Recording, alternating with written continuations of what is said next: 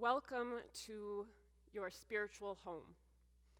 Within these walls, we do the important spiritual work of the High Holy Day season. Within these walls, children play, laugh, and explore. Within these walls, we study, learn, and grow. Within these walls, we escape the noise of the world. Within these walls, we exhale the days that were and inhale the breath of our continued existence. In these final hours of the High Holy Day season, the gates of repentance open wide. We continue to explore our relationship with the divine. We meditate on our Jewish journey of the past year, and we contemplate our participation in Jewish life for the year ahead. The Jewish calendar gives us this space and time to reflect, to set goals, and to take aim for something higher in the year ahead. There is a Hasidic tale that speaks to the issues of how we aim and set our goals. Many years ago, in the days of the shtetl, there lived a nobleman's son who was a student at a military academy. One of the sports in which he was an expert was taking a bow and arrow and striking the bullseye. He spent hours, days, weeks, months, and years of his life training to hit the center of the target. He went on to miss celebrations, his child's first steps, his wife's 40th birthday. He missed out on time with his family, weeknight dinners and walks around the village. He missed out on the chance to travel, never making it outside his village for anything more than an archery competition. He missed out on all kinds of other opportunities in the pursuit of his skill. Yet through all of his training and dedication, he became so skilled that he went on to win many gold medals and accolades for his marksmanship. Now, one day, this nobleman's son, now an officer in the military, was riding his horse to another village. Along the way, he passed through a town in which he saw hundreds of arrows that had perfectly struck the bullseye. They lined all of the barns in the village, bullseye after bullseye after bullseye. The officer was so amazed by the marksmanship of this archer that he halted his horse and called out from the middle of the road, "Who has this expert shot? 100 perfect bullseyes. That's incredible. Even I could not do that." Just then, a young girl walking by looked up at the officer on his tall horse and giggled. "Oh, that's Yankele, our town fool." "I don't care what he is," interrupted the officer. "Whoever can shoot 100 perfect bullseyes must have trained for many years and won every gold medal in the world. I must meet him and shake his hand." "Oh, no. You don't understand," laughed the little girl. "Yankele doesn't aim for the bullseye first and then shoot. He shoots first, and then he draws the bullseye around the arrow." In these tales, we always have something to learn from the town fool. Usually it's that everyone else has been foolish, while the town fool has something to teach us. In this case, Yankele turns the system upside down. What the little girl in the story doesn't emphasize is that Yankele actually hits the target every time. He's aiming for the barn. Sure, afterwards, he goes in and puts the bullseye around the arrow, maybe because he feels pressure from everyone around him. But his success is in managing his expectations, and enjoying the chance to shoot his arrows. It's not about medals. Yankele teaches us that there is more than one way to find success. In today's world, there is so much pressure to hit the bullseye. Today's society is so focused on measured achievement. If kids don't hit stages of development, young parents may start to panic. If a middle schooler isn't doing well in math, they'll never become the accountant that you dreamed them to be. If a high school student isn't achieving top grades and excelling at multiple extracurricular activities, there is this sense that their whole life might come crashing down.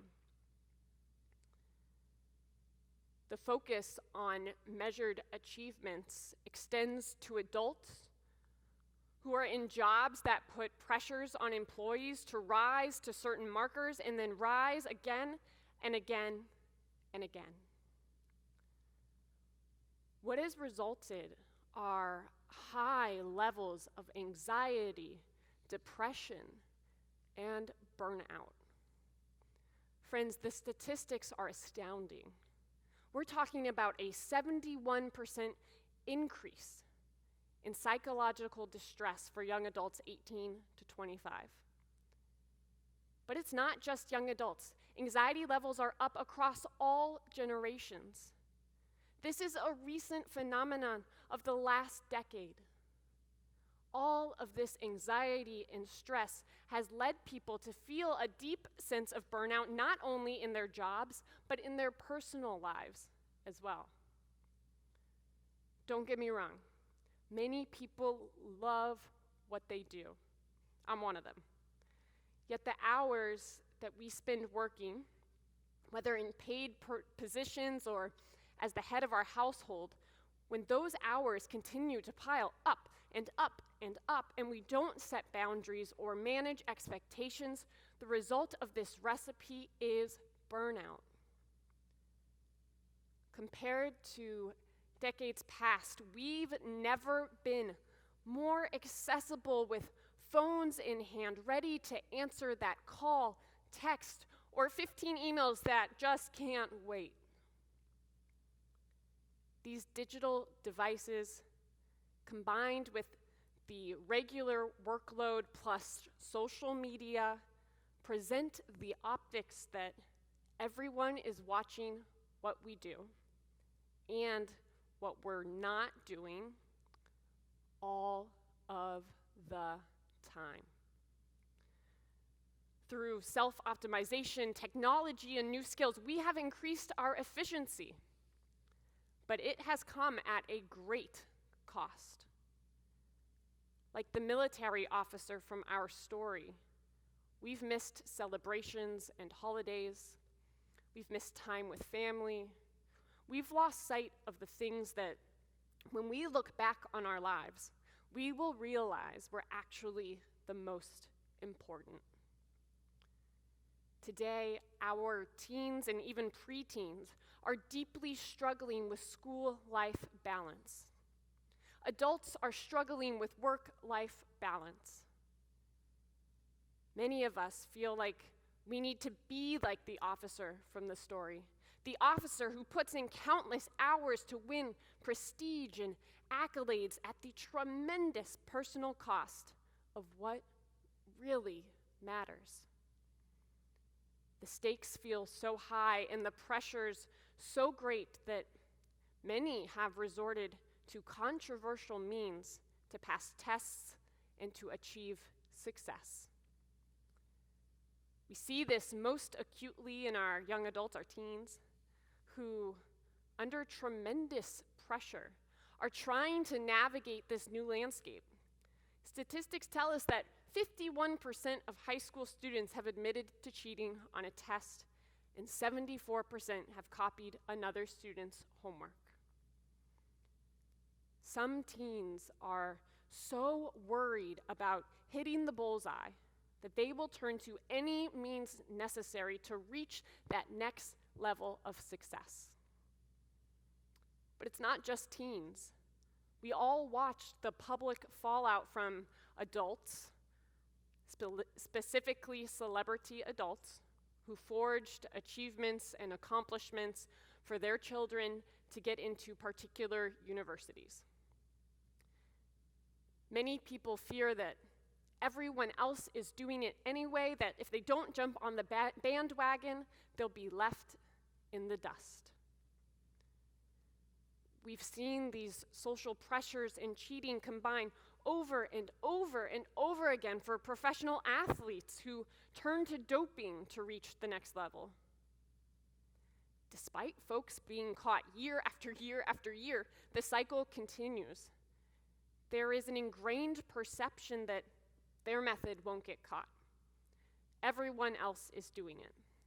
Or in some work-around way, they have convinced themselves that it is okay.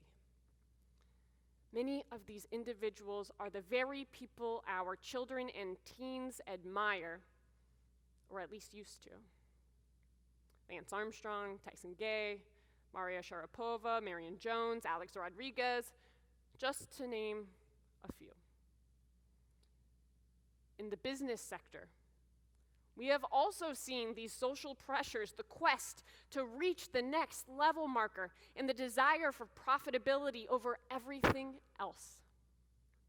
In 2015, there was the Volkswagen scandal, in which the leaders of the company signed off on and installed software, a defeat device, to evade the regulations on emissions testing for their diesel-powered cars. Their CEO doubled down on the lie, but it was eventually discovered. At the highest levels of Volkswagen, they knowingly produced and sold cars that distributed dangerous levels of nitrogen oxide, which creates serious smog and health problems. Profitability was placed higher than human life. Profitability was placed higher than ethical business dealings. Profitability was placed higher than serious damage to the air we breathe. There was a deep focus on the current moment in time and very little outlook on the future impact of those choices. Teens, parents, elite athletes, and major corporations have all been a part of the battle to aim higher, to prioritize success over everything else. Friends, it is time to reevaluate. It is time to reprioritize. Many in the next generation won't make it if society doesn't slow down, if we don't individually and communally change our priorities.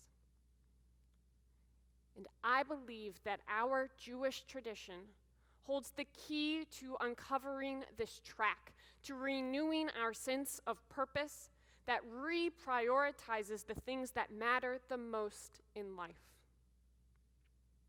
And tonight, I'd like to get personal. There have been times in my life where I too have had lapses in judgment. Thankfully, not to the scales I've just described. But still, times in my life in which my priorities, when looking back, were not aligned with what I see today as the more important things in life. I imagine many of us here tonight can relate to such stages in our life. And I'm not speaking of one-off instances of lapsed judgments, but prolonged periods of time where I was the only thing that mattered and winning and success were my only goals.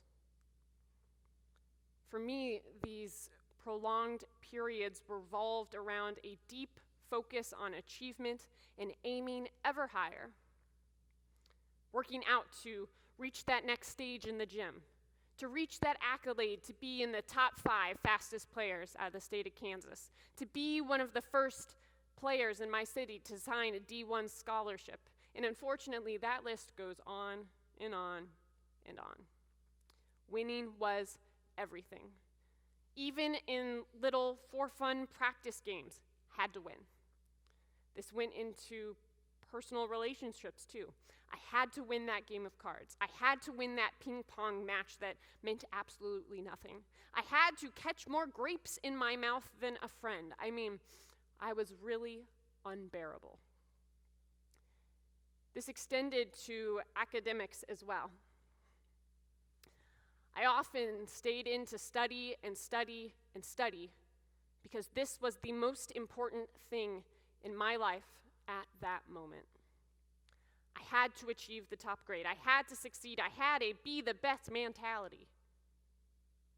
Looking back, obviously the hours spent getting an A on that Latin 1 exam really benefited my overall character and life trajectory. Sure, I learned the value of hard work and of discipline, but looking back, the cost was too high. My work or study life balance was pretty terrible. By the end of my first semester in college, I recognized that my body and mind weren't going to make it through another season as an elite athlete. Despite all the training in the world, I would later discover that a bone shape defect in both of my hips had ended my career. I was stressed, anxious, and depressed. I didn't have anything deeper than a surface-level friendship with anyone, but hey, great grades. When I moved to Los Angeles to continue school, I made some amazing friendships, but I spent the next 2 years without ever really putting in serious time to give back to the surrounding community. I hadn't studied anything outside of my academic path in years. I hadn't even read a book for fun since Harry Potter. I remained on the perfect path for a crashing burnout of epic proportions. As I continued to make it through general ed classes and dove deeper into my Jewish studies major, I began to uncover new answers to life. I started to understand that I didn't need to be the officer who hit the bullseye every time. Rather, Yankele's way of life had more lessons to teach me. With a limited number of hours in the day, I recognized that I should spend more of them focused on something other than myself or my studies.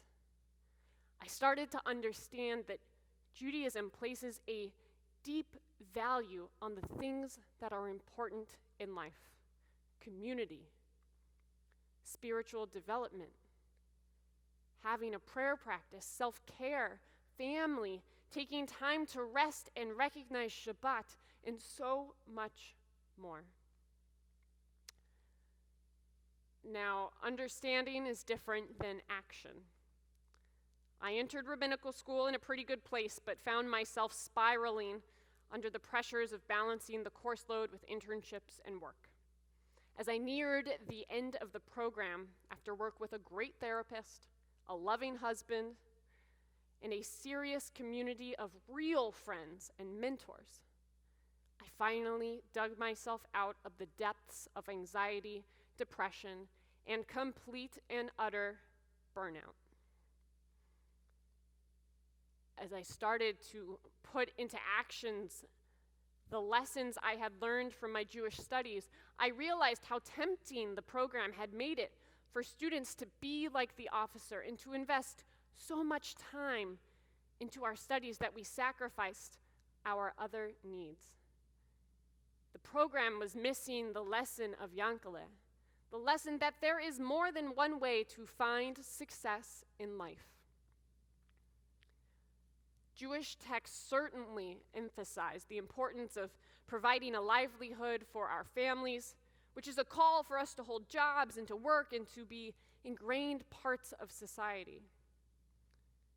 But a complete focus on our studies or careers doesn't leave us with tons of extra time to work on really vital parts of our life's work, our relationships with our spouse or children, family or friends, our spiritual growth, or our time to give back to others.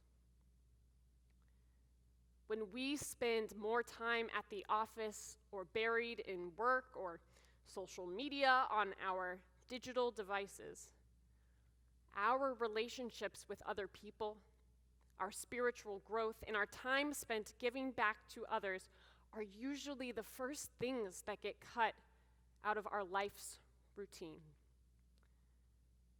What has continued to carry me out of the depths of burnout is a re-evaluation of priorities.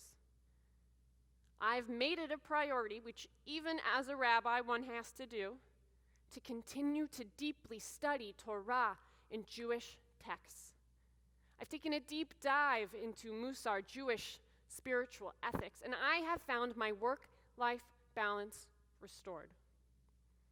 Through a deep focus on Jewish values, I've been able to refocus my energies in a way that betters myself, my relationships, and hopefully this very community. Now, I've gone down this path of sharing tonight because I believe in the power of Judaism to bring out the most beautiful parts of our lives. I've experienced it myself, and I want to empower others to use this amazing tool that our tradition has gifted us. But we can only become fully aware of its power through continued study and practice. Judaism commands us to study regularly. In our Ve'ahavta prayer, we are called to V'shinantam levanecha v'dibarta bam, b'shivtecha b'veitecha uvleftecha v'derech u'shochtcha uvkumecha. Teach Torah to our children. Speak of Torah to them when we are at home and when we are away, when we lie down and when we get up. If we are not modeling this study, how will they know what to do? No matter our occupation, the kind of study that we do here in the synagogue will work our brain in a whole new way. Prioritizing this kind of Jewish exercise will awaken your soul, and the secrets of living a meaningful life will be revealed. I truly believe this. Not at every session, but with consistent study, you will come to understand something deeper about your existence and your purpose that extends beyond the American cultural obsession with our jobs as our core purpose. Your relationship with others will improve, and your relationship with yourself will improve. As the Hasidic Rabbi Menachem Mendeleev teaches us, if you truly wish your children to study Torah, study it yourself in their presence. They will follow your example. Otherwise, they will not themselves study Torah, but will simply instruct their children to do so. There is so much pressure in today's society to strike the bullseye with our achievements. But Judaism doesn't expect us to do this. It just asks us to pick up the bow and arrow and to take aim. It asks us to be like Yankele. As long as we pick up the arrow and shoot, we create our own bullseye. We must aim toward something, toward a goal, toward a cause. As Torah teaches us, humanity cannot live on bread alone. We need more than the mundane routine of our life: wake up, eat, work, repeat. Spiritual fulfillment is found in the process of engagement, committing to be present in the moment and being open to the experience. More than our work lives, and perhaps even more than our relationships with our loved ones, the spiritual journey is a forgiving and personalized path. but we limit ourselves. We limit our Judaism, and we limit our ability to grow when we do not engage in the work, when we do not exercise our Jewish muscles. We may be exhausted in the other areas of our life, but when we put in the work for Jewish and spiritual growth, I believe that the work-life balance and our relationships with family evolve and strengthen. In the front pages of our Machzorim, Rabbi Saracen, a beloved teacher of mine from rabbinical school, reminds us the Hebrew word for sin, chet, literally means missing the mark. It refers to our actions, but not to who we are. As we close out these days of awe in deep self-reflection, we must each take an accounting of our souls, a cheshbon hanefesh, and ask ourselves, how do my actions align with who I feel like on the inside? Who do I want to be in this world? Have I decided what is important in life? Do I spend enough time on the things that are important in life? Can I aim like Yankele, or will I aim like the officer? Al chet shechatanu lefanecha, for the sin of cutting corners in our school or work lives. Al chet shechatanu lefanecha, for the sin of cutting corners in our relationships with loved ones. Al chet shechatanu lefanecha, for the sin of cutting corners in our spiritual lives. Unlike work or school, no one in our Jewish community is testing us on this journey. Like Yankele, no one was testing him. No one is holding deadlines above our heads. This is about us and our relationship with our faith, our community, our God. This is one of the safest places to develop and to grow. In her book, Einstein and the Rabbi, Rabbi Naomi Levy teaches us, it takes sight and courage to find your voice. We spend so much time in life trying to imitate other people or trying to live up to the projections people put on us or the projections we put on ourselves. Too often, we heed the call of the ego and ignore the call of the soul. Heed the call of your soul this year so that you may aim ever higher in your Jewish engagement and spiritual development. Let down your ego that pressures you to put in more and more hours at work or school, that asks you to answer that email during dinner, that compels you to constantly be reaching for the next marker. There are those who will become like the officer, draped in gold medals for their achievements. But the cost is steep. Tonight is Kol Nidre. If we are ready to make changes, we can be released of the vows we made to ourselves or to God that didn't align with our renewed sense of priorities. We can reprioritize our time and efforts for the new year. We have this sacred space and time to reflect, to set goals, and to take aim for something higher in the year ahead. May each of us find those quiet moments for self-evaluation. May each of us recommit to our Jewish learning with an eye for its power to bring us out of the depths of chaos when burnout is in full swing or we can feel it brewing. May each of us be open to the profound words that we will recite as a sacred community on this day, and may we all be inspired toward change and growth.